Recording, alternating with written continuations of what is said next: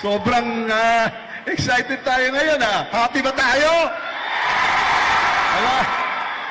Mga kabataan, mga estudyante ng Bislig, mga kasing-kasing, mga kabuktungan, daghan salamat sa paghaning ngayon dito sa ating ESIP program, yung Integrated Scholarship Incentives Program na ganap ng ating mahal na Presidente, President Ferdinand R. Marcos Jr. At sa totoo lang po, itong programa ay napakaganda. Pinag-isipan talaga itong ating mahal na Presidente. At kami po sa 19th Congress, sama-sama kami sa kanya dito kay ang kabataan, ang estudyante ay #1 priority sa ating isip, sa ating puso.